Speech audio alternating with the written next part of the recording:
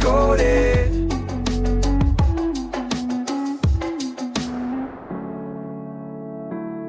Welcome back to Book Decoded, where we, kind of chew on these juicy ideas so you don't have to. Yeah. Today, we're going to crack open Croissants versus Bagels by Robbie Samuels. Mm-hmm. Now, you might be thinking, networking.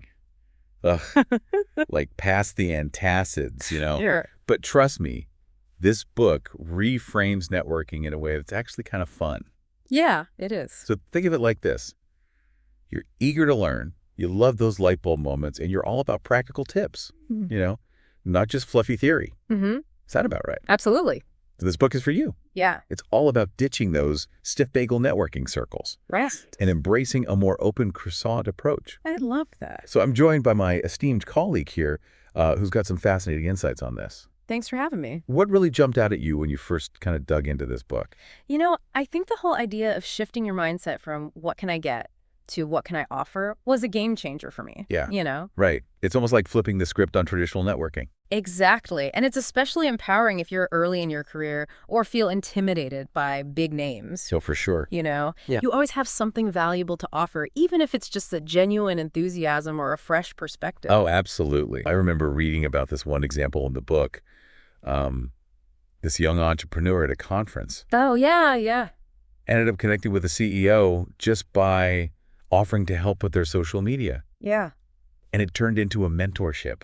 Crazy. And, Yeah. I mean, that's a perfect example. It's not about being a yes person. It's about identifying your unique skills and seeing how they might be helpful, Right. Even something as simple as commenting on someone's blog post before an event that's getting on their stage, as Samuels calls it, can make a world of difference. Yeah, I love that phrase. It Yeah. shows you're already invested in their work, not just trying to score a favor. Exactly. It sets the tone for a more genuine connection. Totally. Yeah. Okay, so mindset is key, but the book also stresses having a plan. We've all been to those events where we just wander around aimlessly. Oh, tell me about it. Yeah. It's the worst. So Samuels really emphasizes the importance of being strategic. Yeah. And it starts with asking yourself, why am I even here? What are my goals? Right. Do you want to meet potential clients? Find a mentor. Reconnect with old colleagues. Exactly. Having that clarity helps you focus your energy and make the most of your time. Absolutely. And speaking of reconnecting, the book has some great advice on nurturing existing relationships too. It's not just about chasing new contacts. Absolutely. Yeah. Samuels points out that sometimes the most valuable connections are the ones we already have. Right. For sure. It's about staying in touch, offering support, and being genuinely interested in their lives and work. Mm-hmm. It's so easy to get caught up in the new and shiny. Yeah. That we neglect the relationships we've already built. That's so true. And those relationships can be a goldmine of support and opportunity. Oh, yeah. Okay, before we move on to the, croissant approach itself, Yeah. I have to ask about the dreaded elevator pitch. Oh, yeah.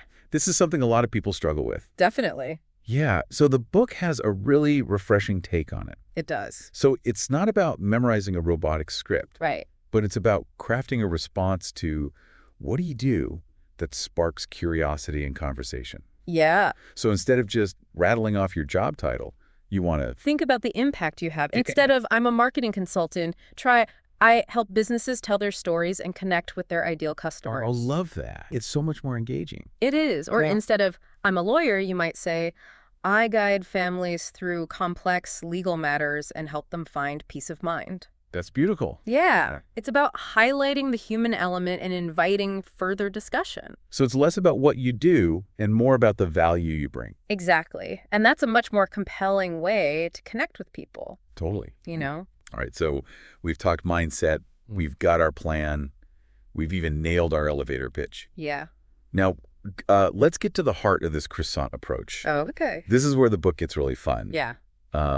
It's all about body language. Right. And creating that open, welcoming vibe. Absolutely. Okay, so I'm picturing like a warm, flaky croissant Yeah. just waiting to be shared. But how does that translate to like actual networking? Well, think about it this way. Have you ever been at an event and felt completely shut out? Oh, yeah. Like everyone's in these tight little groups Right. and you're just awkwardly circling, hoping someone will let you in. Oof, yeah, I've definitely been there. Right. So that's the bagel effect. Okay. It's closed off. No room for anyone else. So how do we break out of the bagel and become the croissant? Well, it starts with awareness, Notice how you're holding yourself. Oh, okay. Like, are your arms crossed? Are you avoiding eye contact? Are you glued to your phone as a shield? Oh, I'm totally guilty of the phone thing. Right, we all are. But try putting it away and really being present. Okay. Make eye contact.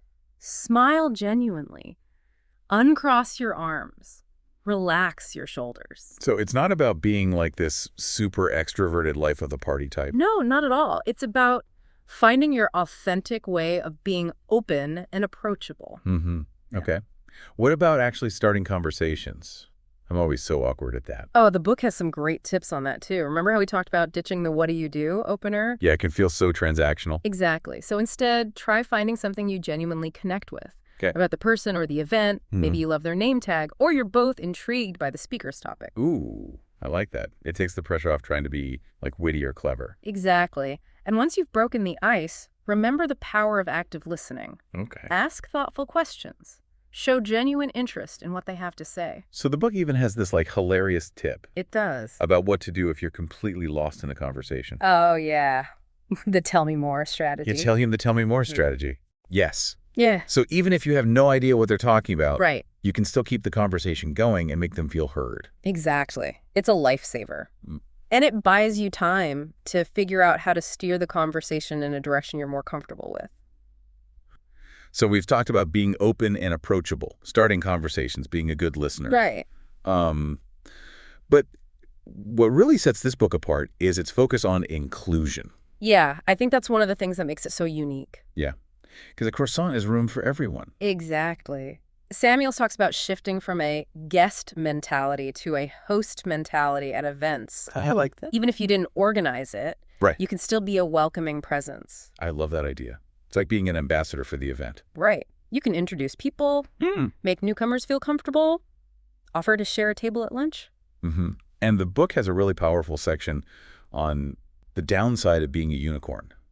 It does. Can you talk about that a little bit? Sure. Yeah, it's about being mindful of how we highlight differences. Right. Like those compliments that are actually kind of offensive. Exactly. Things like commenting on someone's accent or asking intrusive questions about their background. It's so important to be aware of those subtle forms of exclusion. It is. It really is. So the book also offers some practical advice It does. on communicating effectively with people with disabilities. Yes. Like what kind of advice? Well, things like asking if someone wants help before assuming they do, Okay. not treating a wheelchair as a piece of furniture, and speaking directly to the person, not their interpreter. Right. It's all about respect and creating a welcoming environment for everyone. Exactly. And that's the essence of the croissant approach. Wow. So we've covered like a lot of ground here, from mindset shifts to body language to inclusive networking. Yeah. So what's like the biggest takeaway you hope listeners will kind of walk away with? I think the most important thing is to just remember that networking isn't about collecting business cards or racking up LinkedIn connections. Right. It's about building genuine, mutually beneficial relationships. Yeah, it's about human connection, not just transaction. Exactly. And it's a long game. Yeah. It's about showing up consistently, being helpful and nurturing those connections over time. And that's where the croissant approach really comes full circle, right? I think so. Like it's about creating a space where everyone feels welcome and valued. Yeah, I love that image. Yeah. A room full of croissants, all flaky and delicious and ready to be shared. So as we wrap up this episode, I want to leave listeners with a little challenge. Okay. What's like one small change you can make to your networking style to be more inclusive? That's a good question. Maybe it's being more mindful of your body language. Okay. Or ditching the what do you do opener. Right. Or maybe it's reaching out to someone who seems left out and making them feel welcome. Yeah, even small gestures can make a big difference. They really can. So go forth and network like a croissant. And until next time, happy connecting.